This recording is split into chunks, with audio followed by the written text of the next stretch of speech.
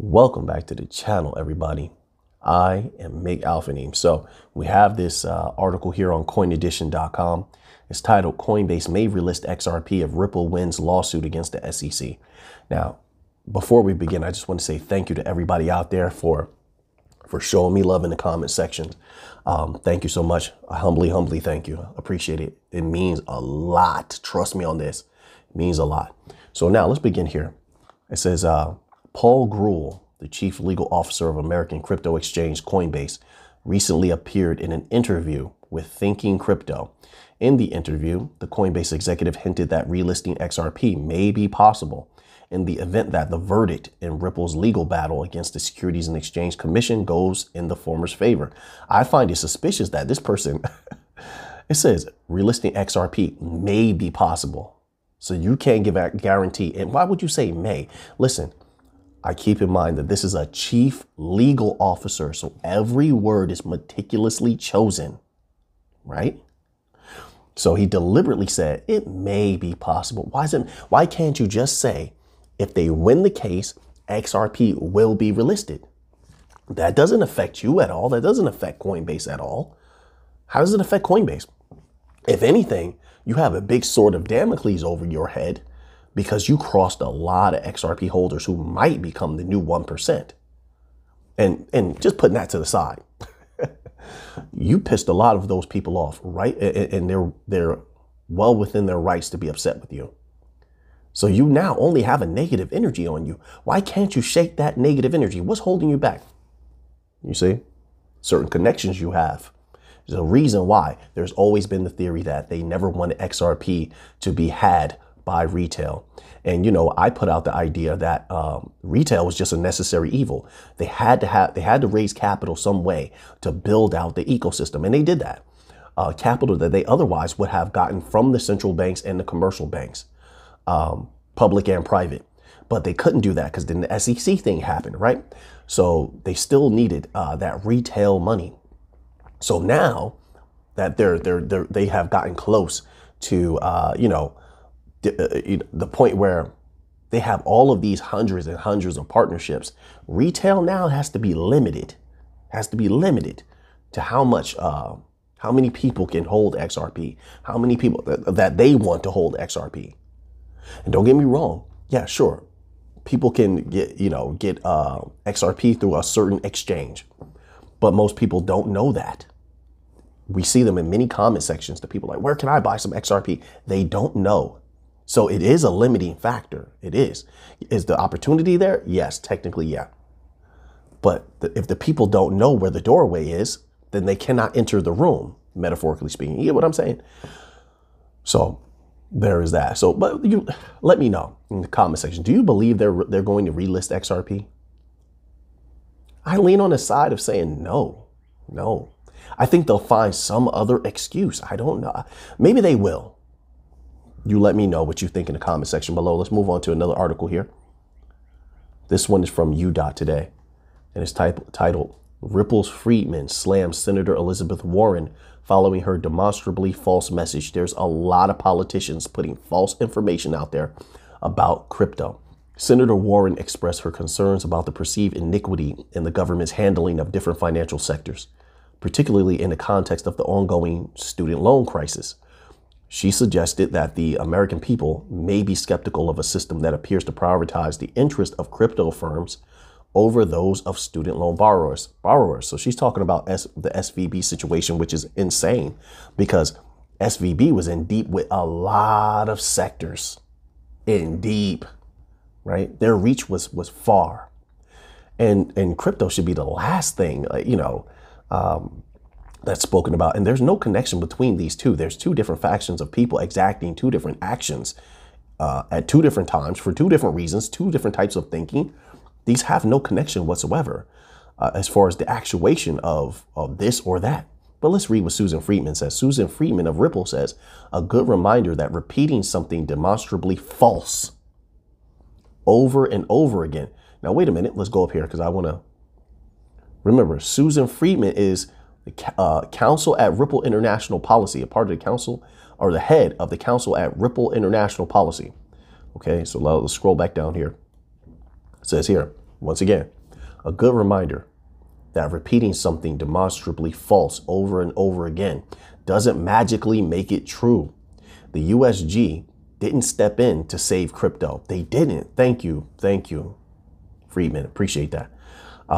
Didn't step in to save crypto. And the decision to protect depositors affected a diverse group of businesses and individuals, of which crypto was one part. I appreciate this. See, Ripple is full of warriors.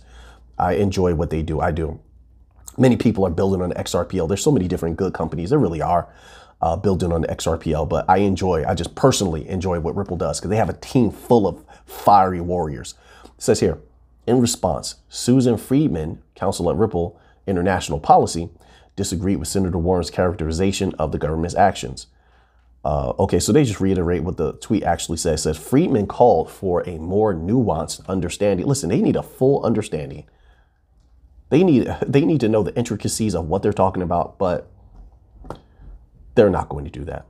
It says of the situation, it urged elected officials to avoid relying on sensational headlines that fail to capture the complexity of the issue.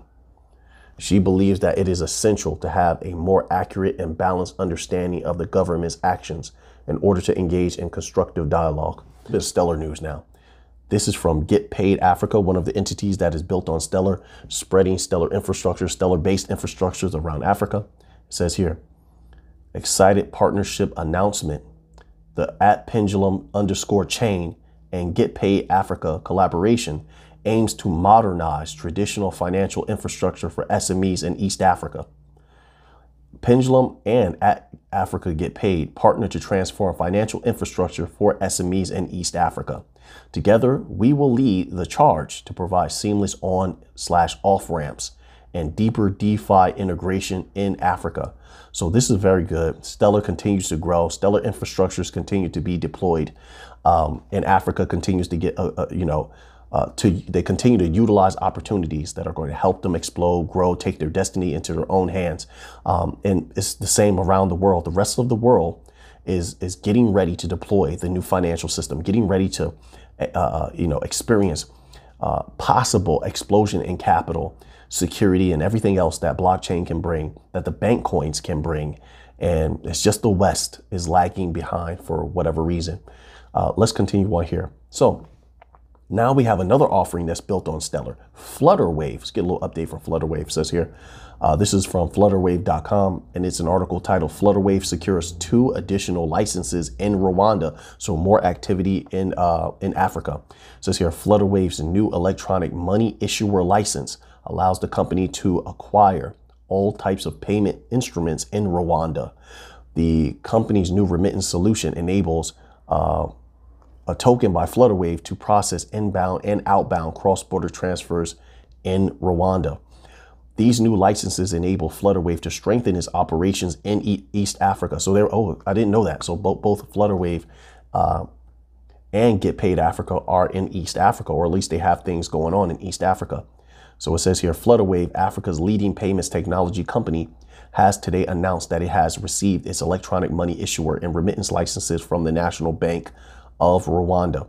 This will help the company expand its operations in East Africa. Let me pause there.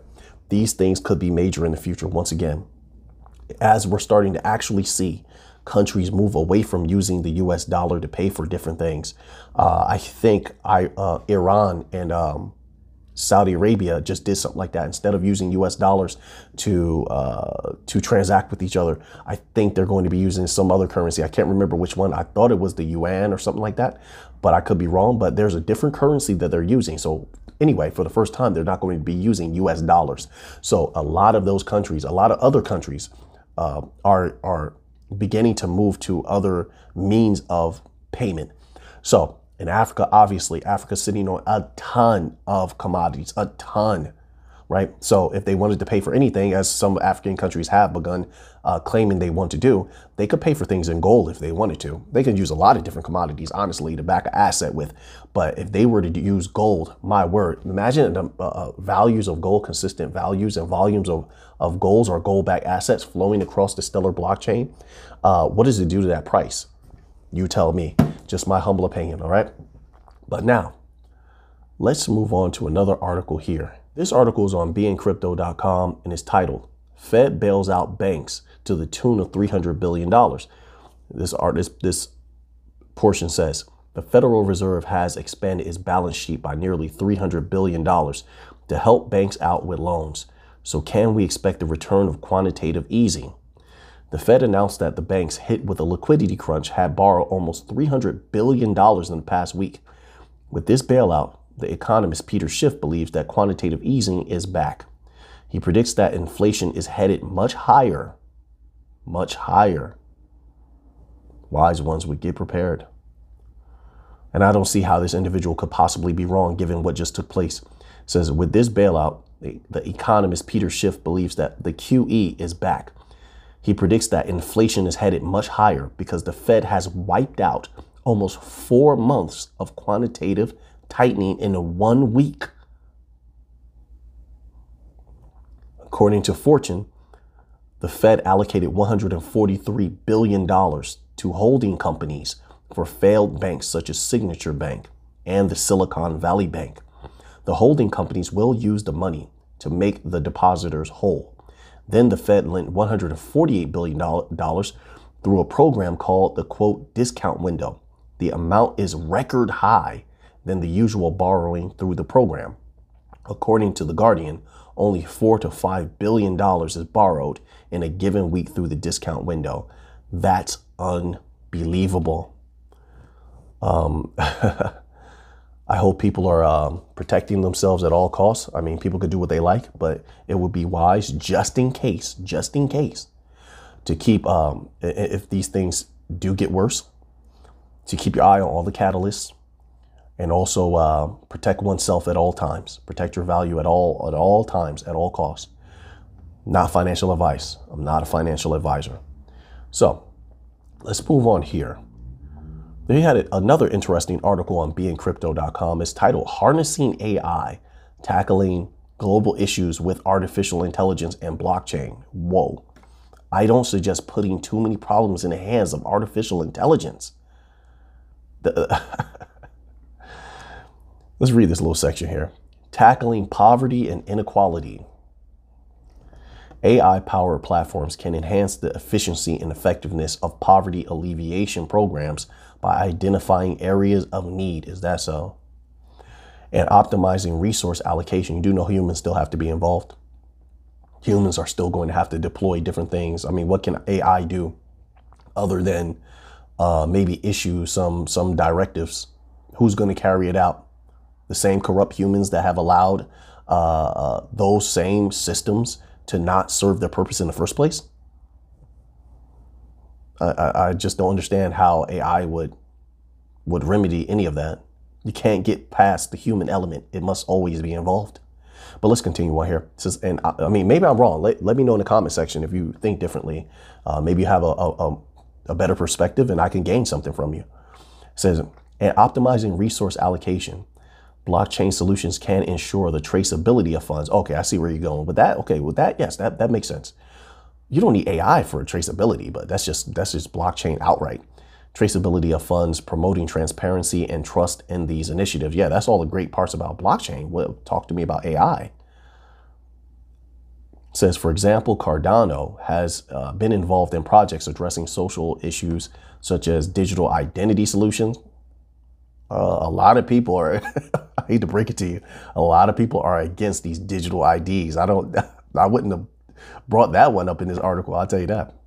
It says, and agricultural supply chain management, that's a good one, which can add to poverty reduction and greater equality. Once again, the human element is going to come into play. Listen, around the world, they're demanding that farmers, lower their, it's like a nitric, some sort of nitric mixture that they use to keep the soil good. And so they have been commanded by many governments around the world to reduce that, which would mean that they would literally be losing most of their crops and stuff. That's a problem. And then where are the people going to get food from? There's been massive protest around the world because of that. Just in case you think that, just look it up. You can look it up in a Google search. They just had massive protests. I believe it was somewhere in Europe. The farmers were, because of something like that. So once again, the human element is going to always play a huge part in this and could be a big hindrance. And listen, I'm not pro AI at all. Maybe it can do some good things. But at the same time, if it can do those good things, you're going to have to make sure that the human element does not stand in the way. Right. So it's an interesting article here. Once again, so on beincrypto.com. So now let's move on here. So this is an article from cointelegraph.com, and it's titled Swiss Bankers Association proposes deposit tokens to develop digital economy. The Swiss Bankers Association released a white paper on how Swiss banks can support the development of the country's digital economy.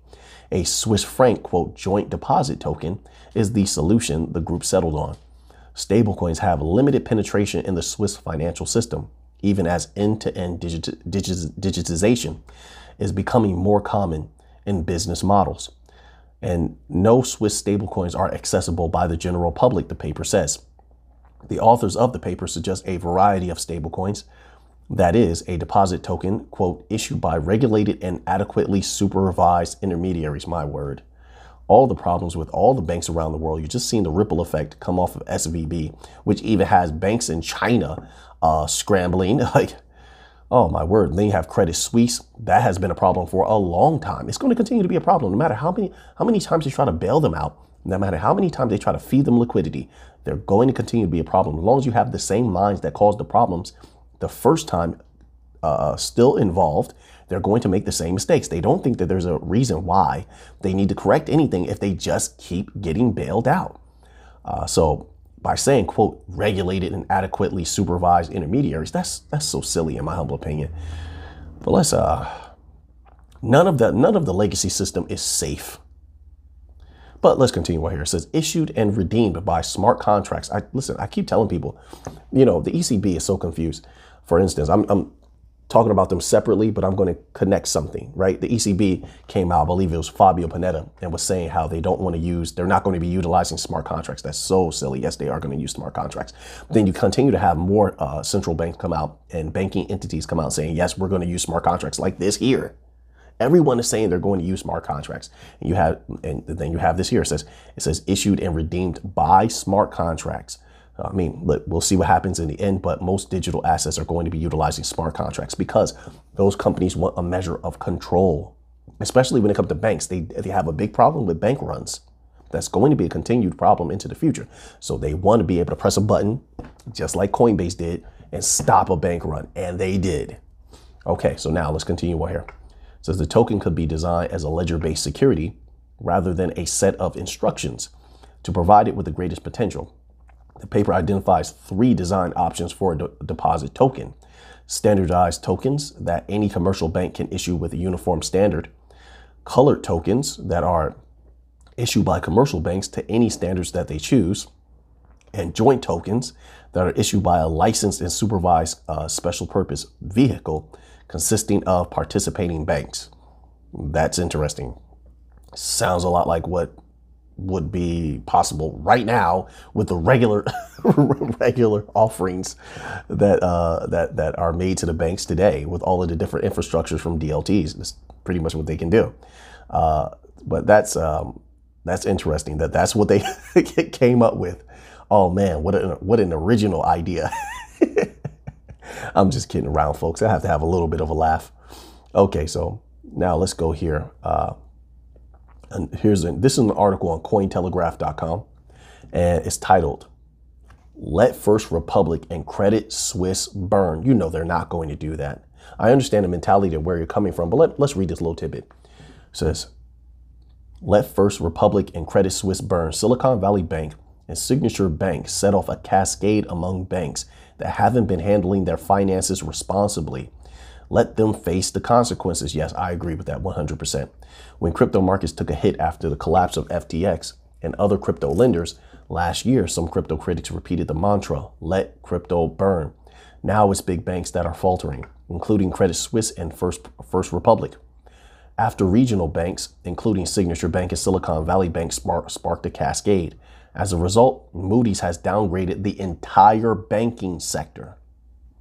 If, quote, let crypto burn was a snappy way of saying that operating outside of the financial system means more personal responsibility and heightened risk, fine. Crypto natives understand that concept. But now we have a chance to turn a critical lens on the traditional financial system. Isn't it interesting how fast energy comes back around to you, right? With traditional banks experiencing financial pressure, it's time to let many of them fail. Forest fires can burn away old growth to make for new trees to sprout. The same principle applies to banking, where you're using sound logic. I hate to break it to you, but these people don't use sound logic at all. They're more likely to respond if you scream, shout, and, stand for something, something that is superficial. Then they might listen. It says here, politicians and crypto critics have aligned to build the narrative that crypto is the risk at the heart of the crisis. Yeah, that's unbelievable that they're doing it. It's more unbelievable that they're getting away with it, because it's just blatantly not the truth at all. The dirty little secret is that treasury bonds. I like this writer here. This is a good writer. Check out Cointelegraph.com. They're doing a great job. Let's continue. It says, the dirty little secret is that treasury bonds were the nuclear redacted. I can't say that on YouTube. The nuclear redacted at the epicenter of this banking crisis. And central bank interest rate policy was the plane that delivered the payload. Yes. Oh man, this is like food for the mind. I like this. Oh, it's so rare to get a very, very potent article. This is a good one. Let's just read one more sentence here. One more. It says, these struggling banks loaded up on long-term treasury bonds during a period of near zero interest rates, and at a time when the United States Federal Reserve continued to try to mollify banks that they would keep rates near zero for the foreseeable future. Oh my word, they're so crazy. It's unbelievable. So we're going to stop there because, hey, if you want to read the rest of that, and this is a good one, Cointelegraph.com, give them some traffic. This was on the front page. Once again, it's titled, Let First Republic and Credit Suisse Burn. Oh, man. Good job, Cointelegraph. Good job. It's very rare that an article gets me excited anymore.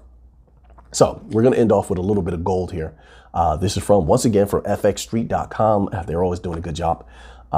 Let's start here. It's titled, Breaking, Gold Rises from $1,960 for the first time since April 2022. It says gold price rose further on Friday, reaching the highest level in 11 months, rising above $1,960 an ounce, is rising by more than $40, adding to weekly gains. Risk aversion amid the banking crisis and lower U.S. Treasury bond yields continue to boost the demand for the yellow metal. Since March 9th, has risen more than $150 or 8%. The rally gained speed last Friday following the non-farm payroll report and then accelerated following the collapse of Silicon Valley Bank. The ongoing turmoil softened central banks' tightening expectations, pushing government bond yields lower. Gold at $2,000 now looks like an achievable goal in the short term.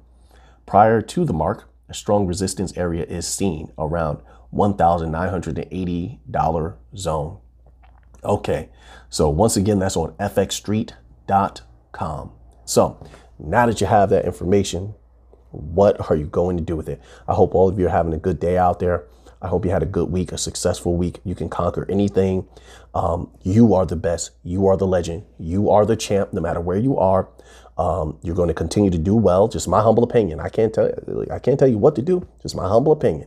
You're going to continue to do well. You're going to continue to overcome and thrive, not just survive. You're not going to survive. You're going to thrive in the world and whatever it is that you're doing. Just coming from humble old Alphanim. Okay. So now that you have that information, what are you going to do with it? I know what I'm going to do with it.